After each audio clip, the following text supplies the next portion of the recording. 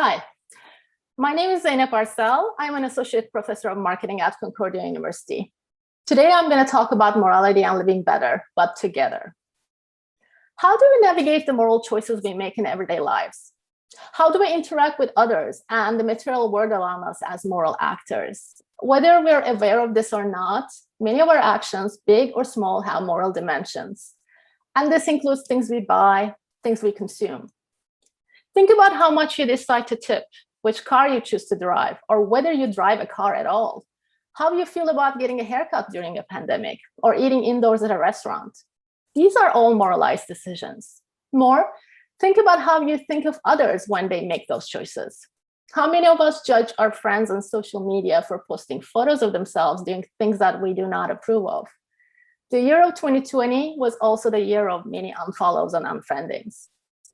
My colleague Aya Aboelenian and I have been working on a series of projects that inquire about this. We're interested in how morality intersects everyday life, particularly marketplace and consumption. We find that the story of morality and markets is a long and rich one with frequent plot twists and never-ending contestations. What is considered moral is a product of cultural processes. We unpack these processes and see that these are complex negotiations that involve legal, religious, political, medical, or educational systems. We can see this in the prohibition of alcohol and eventual legalization and legitimization of it in Canada. Similarly, think about how the society has challenged their beliefs about cigarettes as medical authorities revise their understandings. Same goes for single-use plastics as morally complex objects that we are reconsidering as we think about our ecological impact on Earth.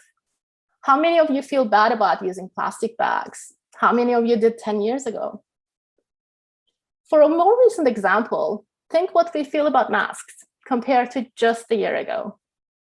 How we have shifted the ways we think about masks and how institutions such as legal and medical authorities shape these thoughts and feelings as a moral matter.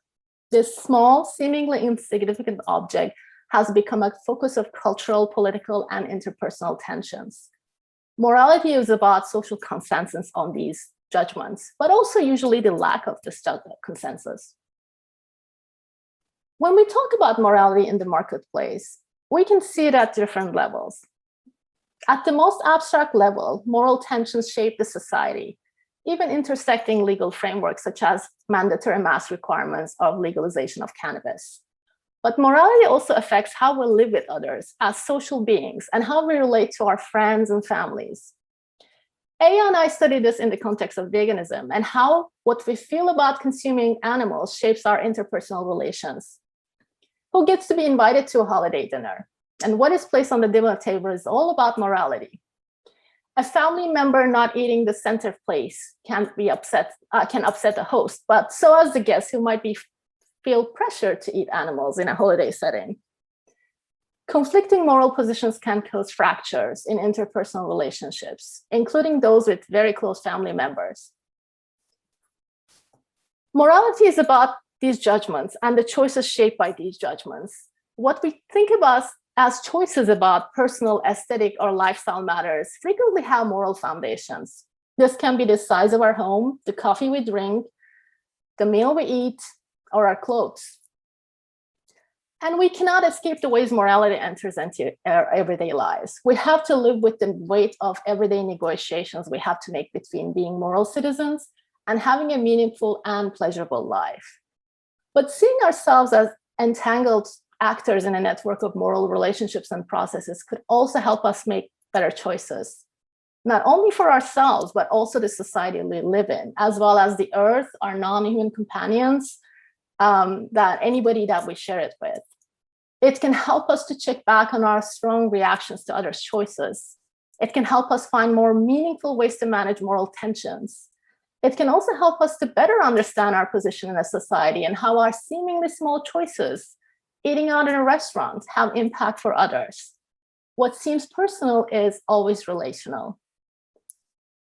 Socrates had set the foundations of a moral philosophy that still remains relevant, that we need to examine our lives continuously to set not only the best lives for ourselves, but also for others. We as moral citizens have to continuously navigate this every day for living better.